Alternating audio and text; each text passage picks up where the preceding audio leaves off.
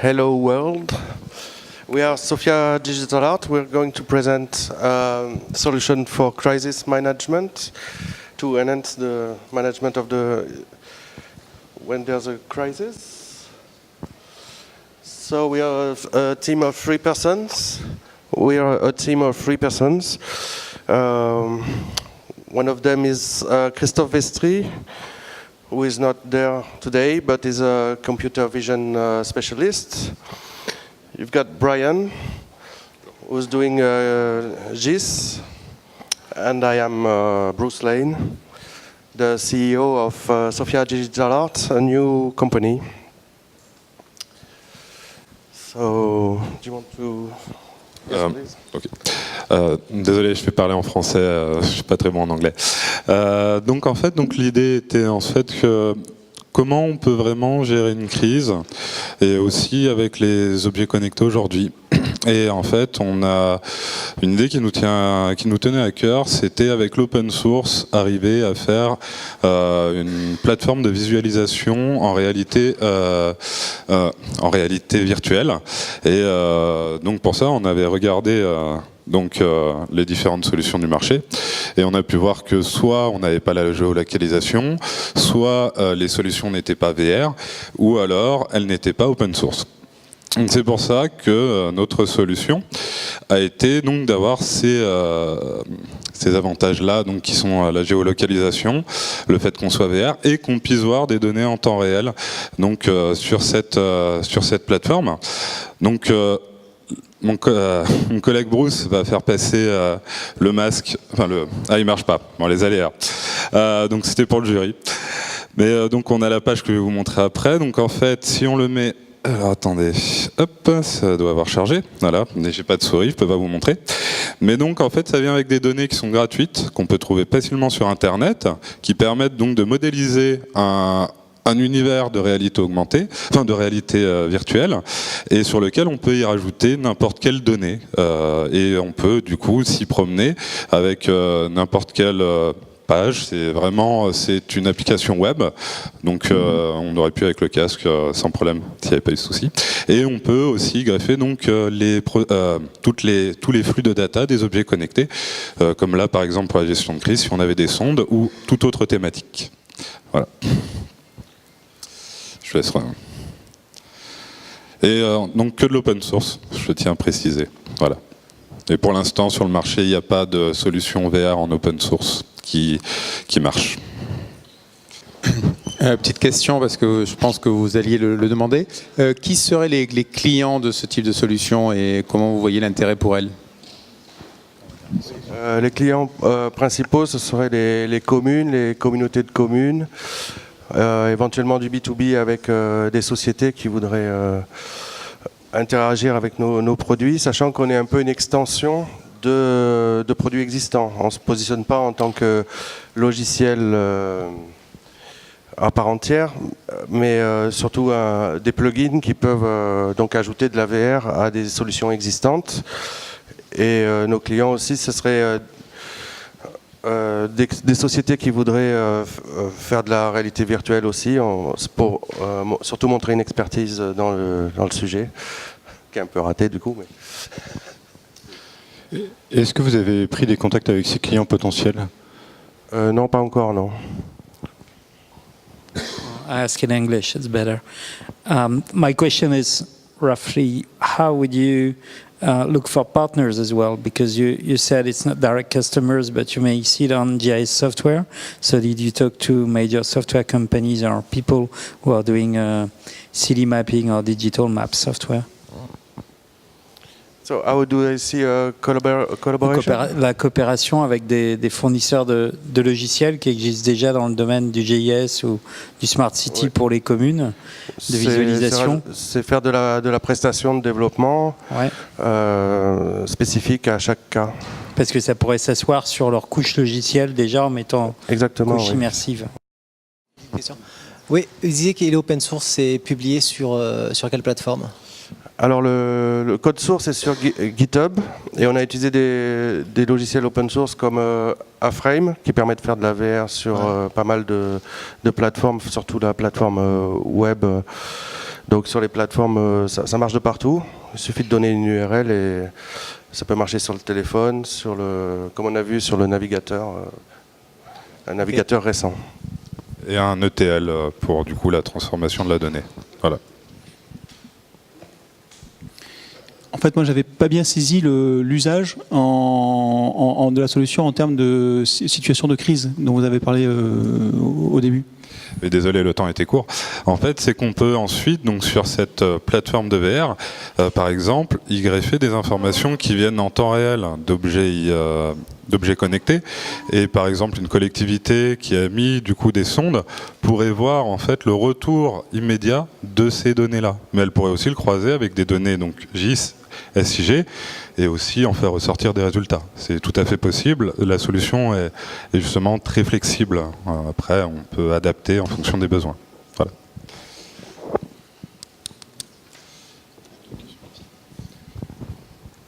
Et quelle expérience dans l'équipe avez-vous de gestion de crise? Ou soit des logiciels, soit des opérations de gestion de crise? Très peu. On est plutôt sur le data mining, aller chercher des données, les transformer et les afficher sur les devices, sur les périphériques. Du coup, j'avais une autre question, parce que je vois que mes collègues n'en ont pas. Qui porte le projet? Est-ce que c'est Sophia Digital Art? Oui, c'est une société nouvellement créée, je me lance, donc j'essaie de faire du code créatif, parce que je suis développeur. Et donc Brian est plutôt un externe, mais qui pourra faire des prestations éventuellement. Alors, pour cette nouvelle société, je vous informe qu'il y a un appel d'offres de la ville de Cannes par rapport aux inondations, donc vous pouvez probablement candidater si vous voulez continuer dans cette voie-là. Mais c'est vrai que la vraie question, c'est est-ce que demain, vous voyez un PC de crise avec tout le monde avec un casque? Parce que la communication entre les gens reste quand même importante. Ouais. Comment vous voyez les choses? Ça pourrait. C'est plutôt sur le terrain qu'on voit ce genre de solution, sachant que je voulais rajouter de la vidéoconférence aussi, afin de pouvoir parler avec le PC de crise. D'accord. Ouais. Et est-ce que vous avez utilisé le Fab Lab, en fait, le SoFab? Pas cette année, non. D'accord. First Team, Sophia Digital Art. 100% des personnes qui parlent font trop de bruit. 100% des climatiseurs sont réglés soit trop chaud, soit trop froid. Et 100% de l'air des villes est pollué. Donc aujourd'hui, on vit tous plus ou moins tout le temps à l'intérieur de bâtiments, que ce soit à la maison, au travail, à l'école ou autre part.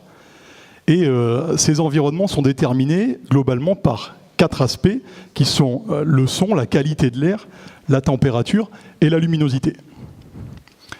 Et ce qui est important, donc, c'est ces 4 aspects, il va falloir avoir un moyen de les monitorer pour pouvoir agir dessus.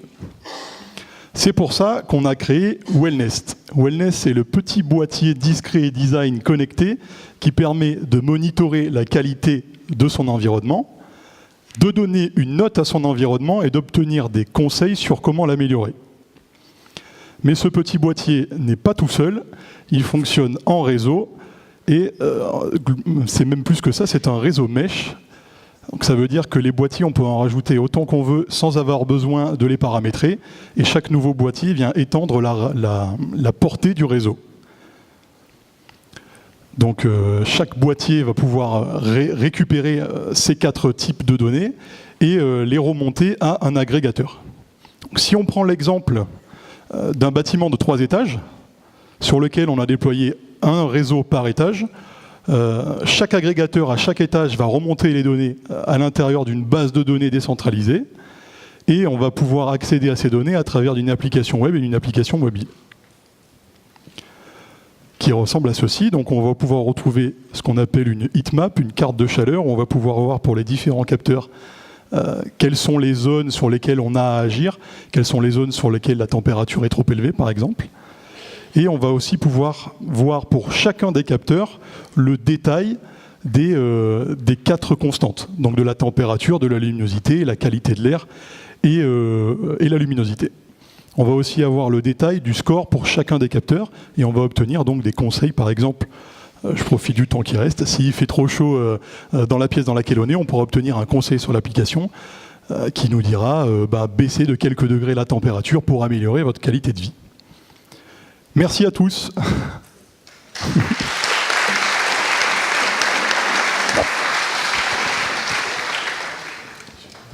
Ils sont bien, ils sont au point là, ils finissent bien avant les 3 minutes. Merci beaucoup pour la présentation et pour l'objet qui Wellness. Question technique, vous avez parlé d'un protocole réseau mesh. Est-ce que vous pouvez nous dire un peu plus sur ce protocole réseau? On peut. Et surtout sur le sujet de la gestion de l'énergie, parce que je vois que le capteur n'est pas alimenté. Donc comment vous optimisez ça? Tout à fait. Ce qui est à l'intérieur des différents nœuds de captation, c'est un Arduino qui est connecté à plusieurs capteurs. Tout ça, c'est relativement basse consommation. Ça fonctionne sur batterie, en fait. Si vous voyez, il y a un petit trou qui permet de recharger à partir d'un port micro USB. Ça tient, on n'a pas fait de test, mais on pense plusieurs mois, en fonction de la consommation de chacun des capteurs, plus de l'Arduino. On pense que ça tient plusieurs mois. Au niveau du réseau mesh, ce qu'on utilise, c'est une puce de Nordic Semiconductor qui s'appelle NRF 24 si ça vous intéresse. Et du coup l'idée, on a trouvé une librairie qui est développée par un particulier, on a trouvé ça sur GitHub, et cette librairie permet de faire du mesh entre ces différents modules NRF, et c'est du réseau mesh auto-configuré. Donc chaque nouveau capteur va automatiquement se connecter au réseau, aller contacter le master, donc l'agrégateur, obtenir un numéro de nœud, et à partir de là, communiquer les informations à intervalles réguliers. C'est nous quand même qui avons récupéré, on s'est approprié cette librairie-là et on l'a un peu améliorée car certaines fonctionnalités, surtout le plug and play, n'étaient pas prévues, donc on l'a créé. Et la dernière chose, c'est que ça fonctionne donc sur 2,4 GHz. Le protocole, c'est nous qui l'avons créé, carrément la structure de données, on l'a créé. Voilà. C'est ultra basique et simple. Ils sont, les boîtiers que vous avez devant vous, ils sont en fonctionnement, en train de communiquer en temps réel avec le master ici. Oui, enfin, j'avais la question, c'était sur la technologie de sans fil que vous utilisiez. La fréquence de 2,4 GHz. Mais après, vous avez implémenté entièrement... C'est pas du Bluetooth, c'est pas du Zigbee, il n'y a pas de protocole, on a implémenté notre propre schéma de données, c'est ça qu'on échange. D'accord. Pourquoi ne pas réutiliser un schéma qui existe déjà et qui aurait... On avait le choix.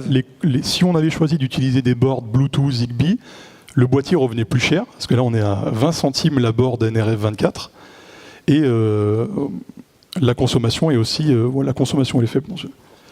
Et oui, aussi, au niveau de la portée, c'est assez correct. Et la Technomesh. Ouais, c'est surtout ça en fait. La Technomesh qui est quand même relativement, même si c'est des choses qu'on voit déjà et qui sont déjà proposées par les fabricants de puces, j'ai pas moi réussi à trouver d'exemple et j'ai pas réussi à mettre en place un réseau mesh comme on essaie de le faire qui s'autoconfigure en Bluetooth par exemple. Même en Bluetooth Low Energy. Et votre cible client du coup en fait, ça serait qui en fait? C'est une bonne question. Alors nous en fait on a fait ça entre guillemets pour le fun, c'est pas quelque chose qu'on cherche à commercialiser. Donc on a fait ça pour se faire plaisir. Tout a été fabriqué avec le Fab Lab, la découpeuse laser, l'imprimante 3D du Fab Lab. Merci d'ailleurs à Marc qui nous a beaucoup aidé. Et non, on n'a pas... La cible, ça pourrait être quelque part, on la connaît, ça pourrait être les entreprises. Nous par exemple, on travaille tous les trois en open space. C'est vrai que globalement c'est assez bruyant, donc ce genre de boîtier, ça pourrait révéler que dans certaines zones c'est trop bruyant et ça permettrait de faire peut-être de l'éducation sur certaines personnes. Ça peut être dans les hôpitaux, dans les centres commerciaux, on peut même en mettre un chez soi. On n'est pas obligé d'en faire un réseau. Il y a vraiment beaucoup d'applications. D'accord. Et combien de box il faut, enfin par mètre carré en gros? Quelle couverture on a en termes de détection? Alors, ça dépend si on parle très très fort ou pas. Globalement, en termes de détection, c'est quand même un champ assez proche. Au niveau du son, notamment, ça ne va pas aller chercher bien loin. Nous, ce qu'on s'était dit, par exemple, dans un environnement de travail, en poser un sur chaque îlot de bureau, donc dans un rayon de 2-3 mètres, c'est globalement, à mon avis, ce qui permet d'avoir la bonne granularité au niveau de des mesures. Oui, ça va dépendre des métriques qui nous importent le plus. Déjà, au début, on pensait ça modulaire et au final, on a embarqué tous les capteurs dans toutes les boîtes. Certains clients vont être sensibles à une métrique en particulier, d'autres à toutes. Le bruit, ok, on a un rayon qui est assez limité, mais par contre, la température qui est assez homogène dans les environnements, on n'a pas besoin de mailler très très fin, quoi.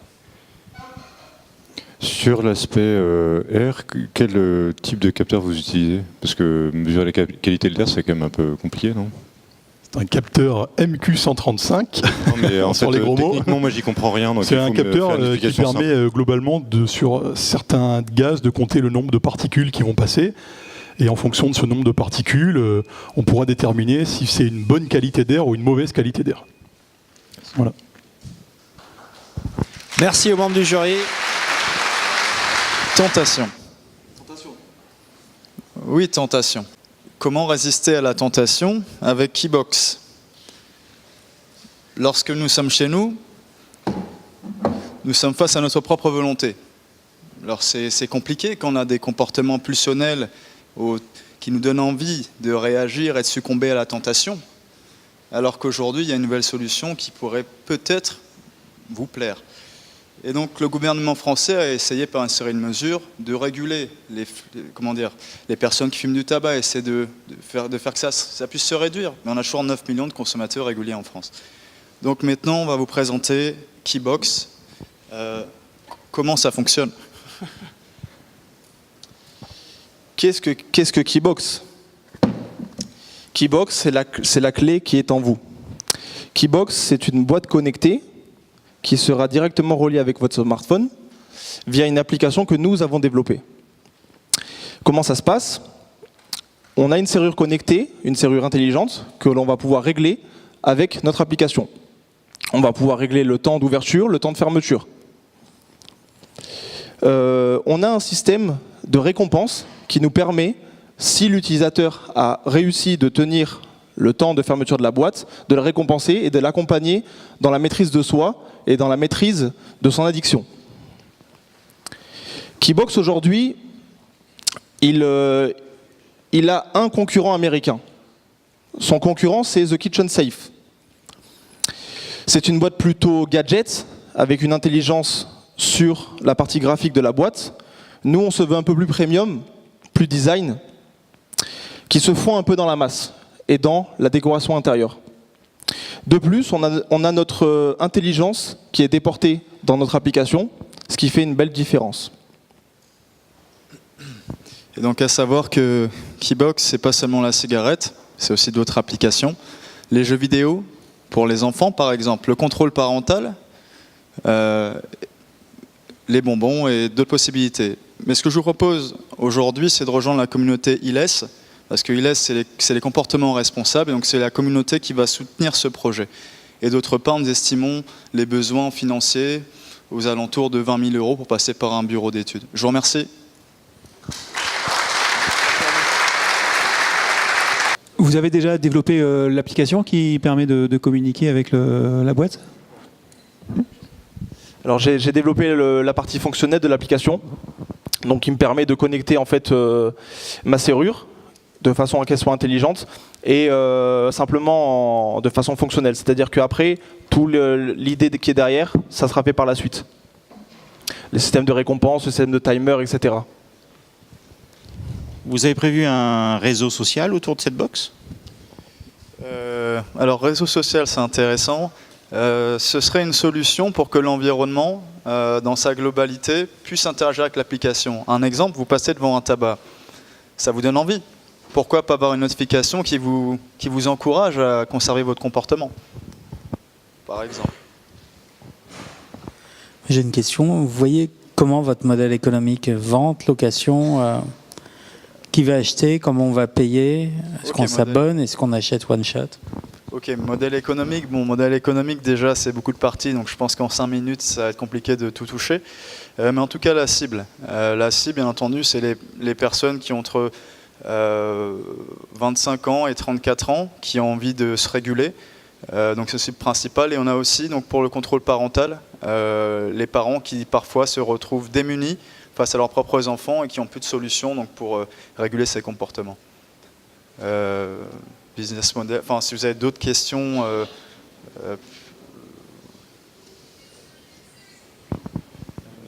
sur le modèle. Du coup, on a compris les cibles. Maintenant, comment vous allez leur donner accès à ça? Est-ce qu'ils vont acheter la boîte? Est-ce que vous allez leur louer? Et comment vous allez les toucher? D'accord. Donc pour les toucher, comme The Kitchen Safe aux États-Unis, c'est une communication principalement digitale avec une stratégie internationale.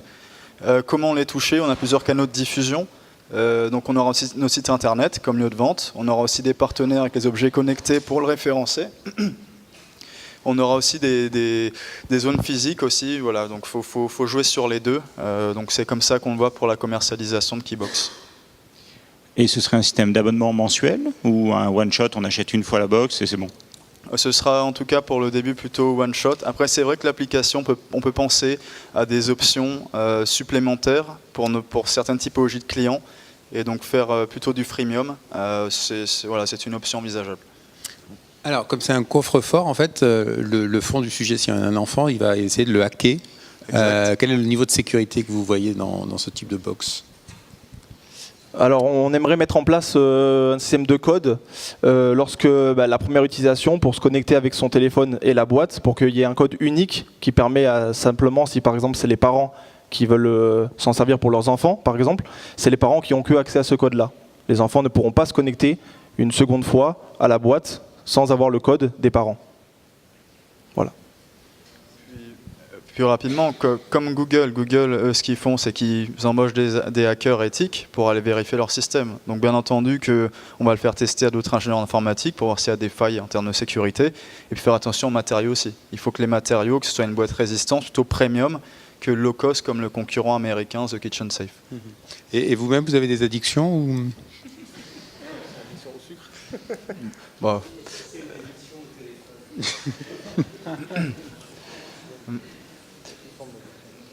Oui, il y a toute forme d'addiction. Je veux dire, bon, respirer de l'air, c'est un besoin essentiel. Bon, on va dire que c'est une addiction, mais oui, on a tous des comportements plus ou moins pulsionnels. Voilà, c'est la nature humaine. Donc à partir de là.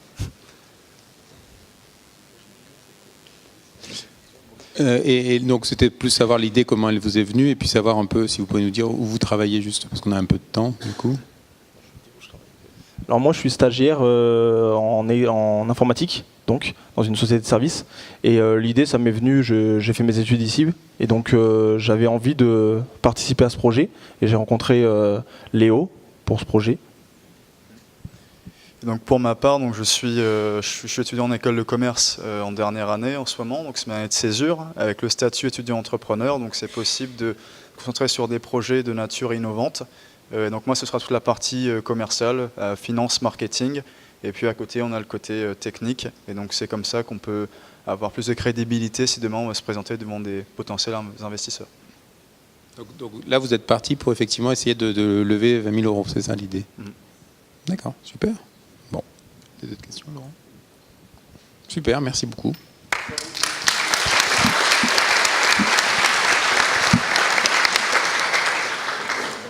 Bonsoir, je vais vous présenter le projet Dry It Yourself, qui est un projet de déshydrateur solaire connecté qui a pour but de lutter contre le gaspillage alimentaire.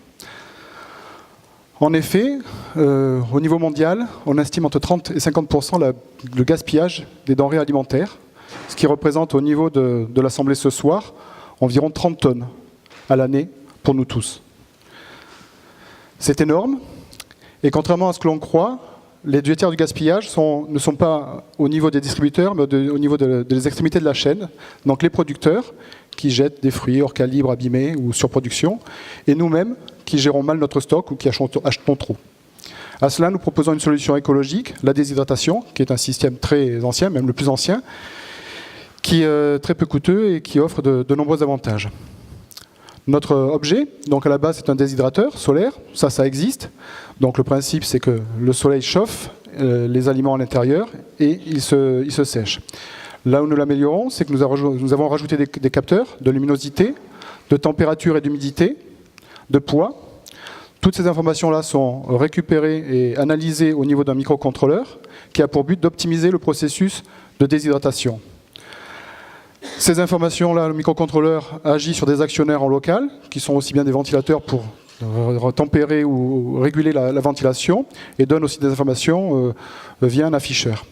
Mais ces informations, nous les récupérons aussi via un réseau LoRa sur la plateforme Orange, donc dans les deux sens, montant et descendant. Et ces informations-là, nous les présentons aux propriétaires des hydrateurs sous la forme d'un site web qui les aide à vérifier le processus. Donc justement, les services qui sont associés à notre objet, ce sont le suivi à distance du processus de déshydratation, la mise en place de réseaux utilisateurs qui peuvent partager les recettes, gérer leurs préférences, un réseau de petits producteurs qui peut également partager un modèle de plus grosse taille, puisqu'on veut le décliner en 2 tailles différentes, et peuvent gérer ainsi la disponibilité des déshydrateurs. Et aussi mettre en place un système de ludification pour essayer d'adopter via un système de score, de récompense, comme ça se pratique souvent. La démarche est initiée par la CIC Tetris, qui est une société, une coopérative implantée à Grasse, qui a pour but la transition écologique, qui œuvre dans ce sens-là. Nous sommes dans une démarche totalement low-tech.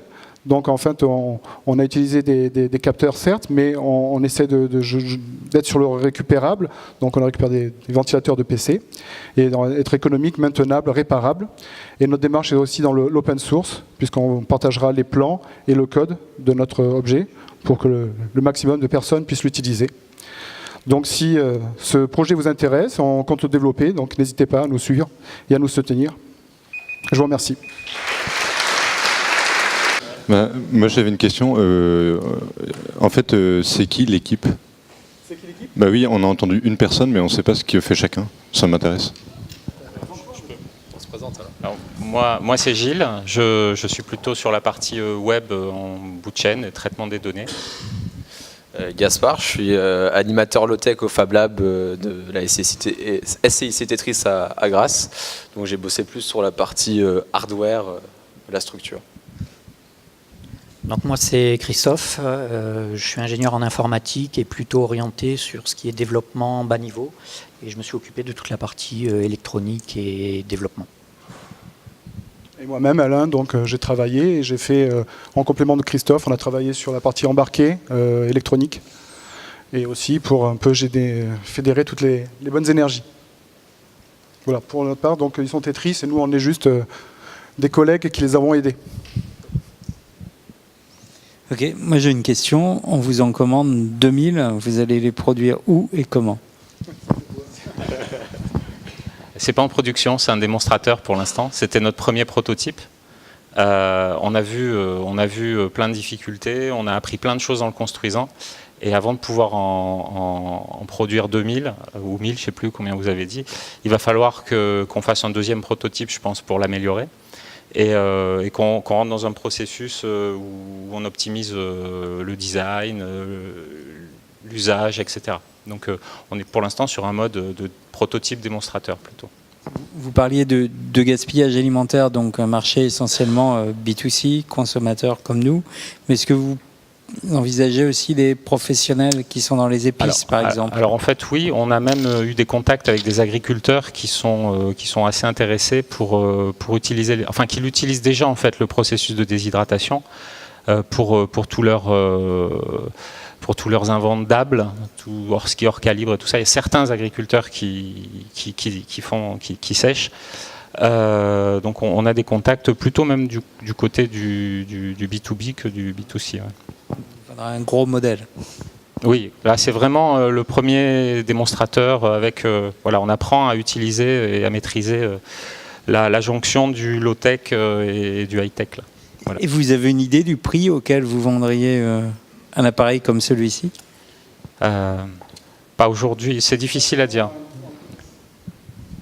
On a évalué le coût de revient de ce qu'on pourrait faire pour avoir une solution identique avec le même nombre de capteurs, les mêmes capteurs. On se situe entre 50 et 60 € sur des prix unitaires non négociés ou quoi que ce soit, donc c'est vraiment de base. Donc évidemment ça peut baisser. Après si on passe sur un système différent, on a déjà réfléchi à un gros système, je parlais des petits producteurs qui partageraient, évidemment ce volume-là leur conviendrait pas, donc il faudrait mettre des choses différentes, peser clayette par clayette pour qu'ils aient quelque chose de plus fin. Donc évidemment le coût serait plus important, mais partagé par plusieurs, il serait raisonnable. Donc là on a des idées, mais il faut les mettre en pratique. Moi je pensais plutôt à des gens qui vont les acheter très cher, par exemple des producteurs de safran ou de peau de tomate. La peau de tomate, ça se vend 2500 € le kilo quand elle est séchée.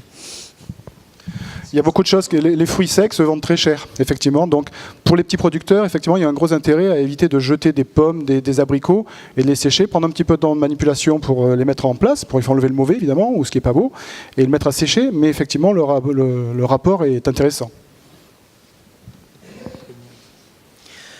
Vous l'avez testé, le prototype ? On l'a mis au soleil. Alors on l'a fini dans le rush. Il faut reconnaître, on l'a fini dans le rush, mais on l'a mis au soleil une fois aujourd'hui. Et on a vu la température augmenter, l'hygrométrie à l'intérieur baisser, mais on n'a rien fait sécher dedans pour l'instant. À 2 jours près, on y arrivait, mais ça a été trop juste pour le terminer pour le trophée. Voilà. Solution avec panneaux photovoltaïques envisagée ou pas ? Tout à fait. Là, pour l'instant, on utilise le solaire seulement pour récupérer la chaleur, mais évidemment, l'objectif serait de se passer de l'alimentation pour faire tourner nos capteurs et les ventilateurs. On a même envisagé de la motorisation pour se tourner vers le soleil, pour optimiser, même ne faire tourner que la partie capteur, évidemment, pour pas faire... si on a un objet qui fait 3 tonnes, évidemment, on ne va pas le déplacer, ça perdrait trop d'énergie. On a beaucoup d'idées, mais il faut continuer. 5 secondes, c'est bon, merci. Merci. Bonjour tout le monde, donc nous c'est la team Bric-à-Brac, Cyril Jovet, développeur fou, et Yann Delmar, designer. Donc nous avons travaillé sur une borne LoRa, et un petit capteur LoRa qui permet d'identifier le niveau de montée des eaux. Alors je pense que vous avez tous cette image en vue, en mémoire, c'était Biot il n'y a pas très longtemps. On s'était dit que justement, si on avait eu ce dispositif-là, on aurait pu très bien prévenir ces inondations, prévenir la population. Et donc voilà, on est parti sur ça. Donc en fait, on est parti, puis on a regardé un petit peu de quoi était composée une offre d'objets connectés. En fait, elle est composée de quoi ? Du capteur, comme vous a parlé Yann, et ensuite on passe par différents composants pour arriver jusqu'à la partie vraiment consommation des données avec de type smartphone ou interface web. Et du coup, on s'est dit, en fait, c'est pas si compliqué que ça. Il y a 4 parties, 4 composants qui forment cette chaîne technique et cette chaîne de valeur. Donc du composant du capteur jusqu'à l'application web ou l'application mobile. Alors on s'est dit, on va le faire. Donc on est parti du capteur, on a utilisé le réseau LoRa, les gateways Orange. Et ensuite, donc, on a fait nos premiers tests, etc. Puis on a poussé un petit peu plus loin jusque la gateway, le serveur et l'application. Concrètement, ça donne ça, c'est-à-dire sur une page, vous avez les remontées en temps réel des différents niveaux. Donc là, vous voyez le seuil qui est en fait le niveau et le seuil avec la couleur verte ou rouge ou jaune, etc. Ça, c'est à la discrétion de toute façon de l'évaluation. Hop. Et ça, c'est pour vous donner une idée.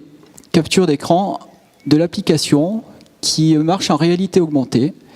Et vous voyez à quelle distance vous êtes du capteur et à quel niveau est l'eau, si c'est dangereux ou pas, ou juste pour des indications.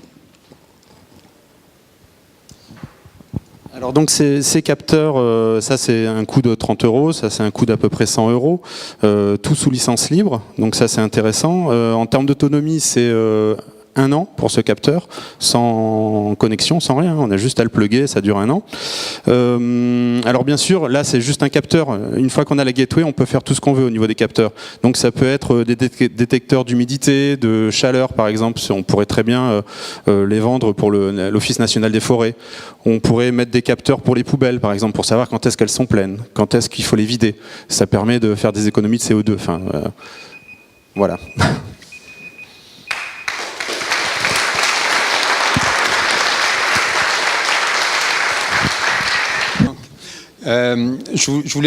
Merci pour votre présentation. Je voulais revenir un petit peu sur la façon dont vous avez utilisé le Fab Lab et en particulier le design. Si vous pouvez nous dire un petit peu l'intérêt que vous avez trouvé à ce Fab Lab. Alors oui, grâce au Fab Lab, on a pu découper cette box en fait, tout en découpage numérique laser. Et voilà, donc on s'est aidé, c'est Marc qui nous a aidés dans le découpage. Et on le remercie. À qui vous voyez que ça peut s'adresser? Est-ce que vous voyez ça plutôt pour les villes? Est-ce que vous voyez ça plutôt pour les entreprises ou pour les particuliers? Alors c'est vrai que notre cible principale c'est les villes, parce que l'idée c'est vraiment d'utiliser ces capteurs-là pour faire des villes connectées. Beaucoup travaillé autour de la pollution, sur tout ce qu'on pourrait gagner en termes de pollution, enfin en termes de CO2, d'exposition au CO2. Donc il y a effectivement tous les capteurs, comme je disais, d'humidité, de feu, de remplissage des poubelles. On avait évoqué tout ce qui est pollution de l'air, effectivement. Donc tout ça, c'est des données qu'on peut faire remonter automatiquement à l'ensemble des personnes de la commune et donc éviter, par exemple, des inondations, tout ce type de choses. À combien vous estimez la portée de la gateway que vous avez construite, la surface qui peut être couverte par une gateway pour les capteurs? Alors, on va dire 2 km, mais tout dépend de l'environnement. Ça dépend où elle est exposée, etc. Voilà. Donc, et c'est pour ça, justement, j'en profite pour rebondir. En fait, ça nécessite un accompagnement. Et c'est pour ça qu'on voit plus une offre de valeur et une offre de service auprès des collectivités, des villes qui veulent être des smart cities, villes intelligentes, etc., pour accompagner le conseil derrière. Voilà. C'est du LoRa avec, voilà, il y a de l'influence en fonction de l'environnement extérieur, etc. On peut dire en moyenne 2 km. Voilà. Mais après, ça demande peut-être un petit peu d'accompagnement.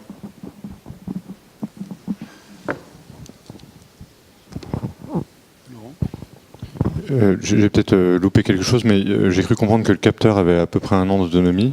Et la gateway, par contre, il faut qu'elle soit sur secteur? Oui, exactement. Là, c'est le modèle en fait transportable. Il y a à peu près 10 heures d'autonomie. C'est pour pouvoir la transporter, entre guillemets, sans perdre des données ou des choses comme ça. Mais effectivement, c'est plus voué à être branché sur secteur.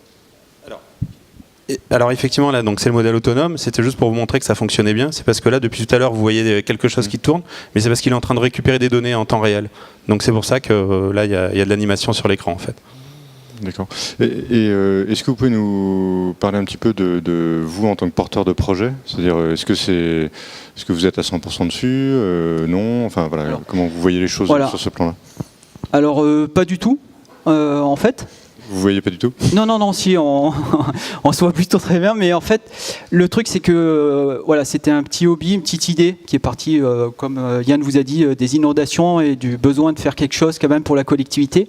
Mais derrière, après réflexion, et puis après avoir étudié un petit peu tout comment ça se passe, on pense qu'il y a vraiment une offre de valeur qui se situe au niveau, le petit brin social qui va se créer en fait entre les citoyens et la ville, qui va proposer de la valeur pour les citoyens. Donc elle va proposer des services de la valeur.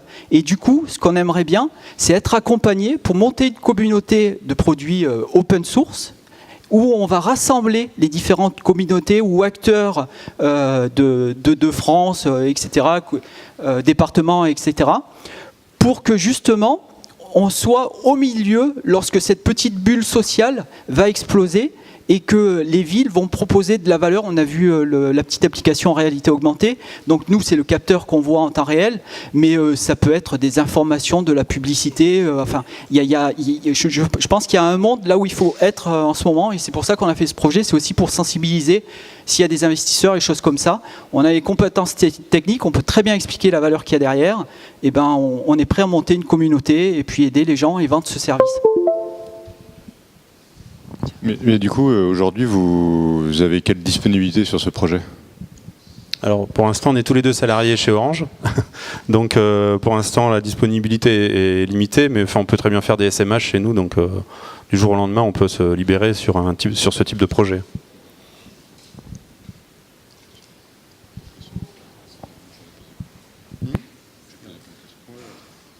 Merci beaucoup.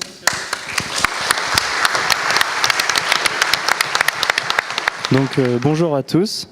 Suite à un projet d'étude à ma formation en saisie, le projet était très intéressant pour participer au Trophée des objets connectés. Donc on s'est intéressé à une question importante, c'est comment augmenter le tri des déchets par individu. Donc on connaît tous une personne qui trie à fond, une personne qui trie à moitié parce qu'elle ne sait pas trop comment trier, une personne qui trie pas du tout. Donc on s'est intéressé à 3 points. Donc comment simplifier ce tri, notamment en mettant 4 bacs de tri en une seule poubelle, donc un seul endroit, et le choix sera au bon vouloir du client. Un deuxième point important, on aura une bonne prise de conscience. Donc on aura un côté ludique car on aura le poids des déchets en temps réel et une suivi de consommation.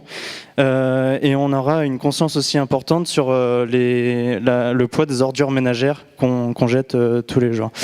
Et un dernier point, ça sera une proposition des idées dans l'intérêt des données qu'on va collecter avec le poids des déchets.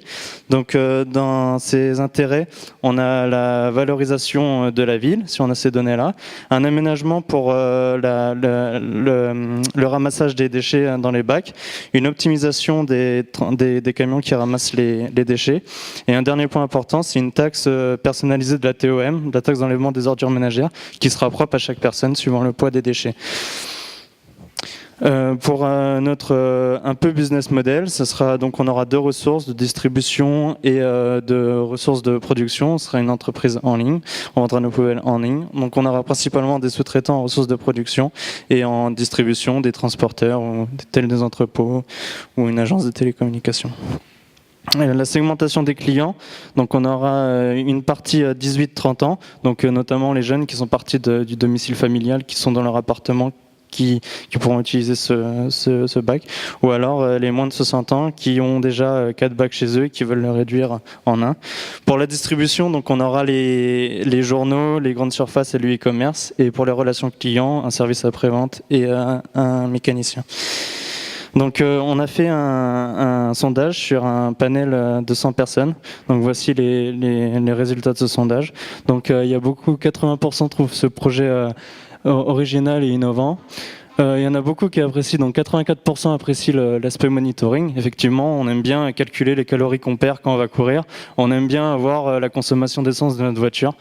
Les 4 bacs en un, bien sûr, que ça prend beaucoup moins de place. Et 98% seraient prêts à trier sérieusement avec ce concept de poubelle.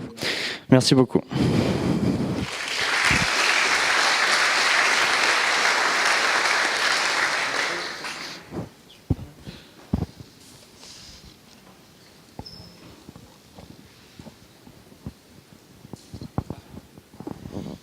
Moi, j'ai une question qui est plus politique sur le sujet.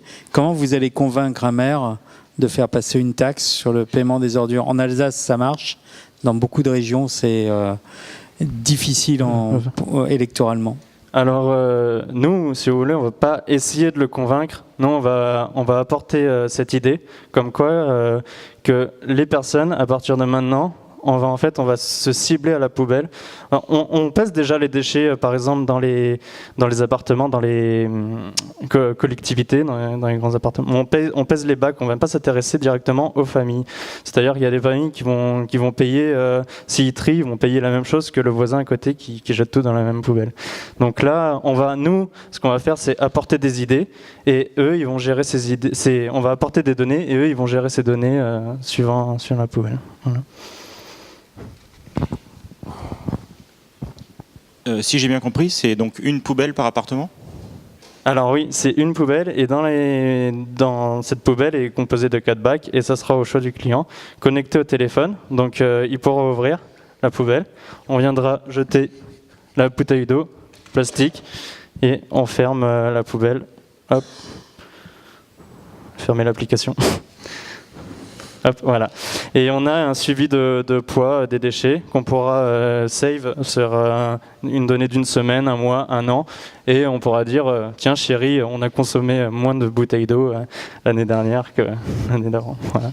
Et c'est des poubelles qui sont destinées à être à l'intérieur de l'appartement ou à l'extérieur, là où il y a les bacs classiques ? Alors non, cette poubelle sera à l'intérieur de l'appartement. Chaque bac contient environ 100 litres, c'est pas tout à fait 100 litres, donc une quantité importante de déchets, quoi.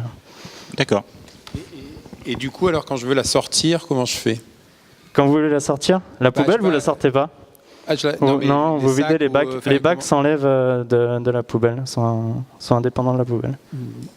Oui. Je jette tout par la fenêtre.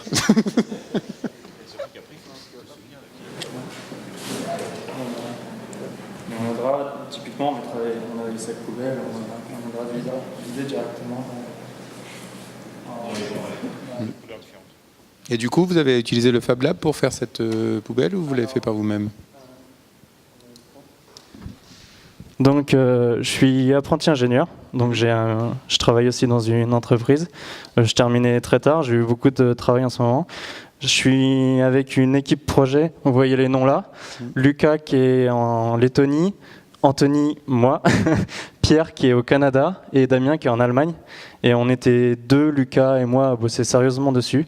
Donc j'ai pas eu le temps, je suis désolé, d'aller au Fab Lab le soir. Je utilisais mon temps chez moi avec ma petite scie et mon petit tournevis. Je suis vraiment désolé, Marc, je voulais vraiment passer, mais j'ai pas eu le temps. Au niveau de l'alimentation, c'est sur batterie ou Alors avec l'équipe, on a proposé plusieurs axes d'alimentation, donc notamment sur secteur.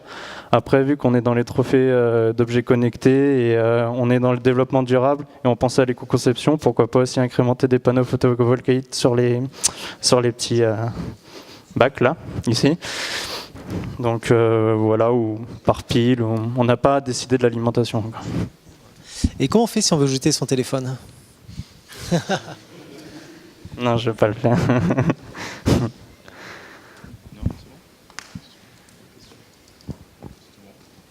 Merci beaucoup.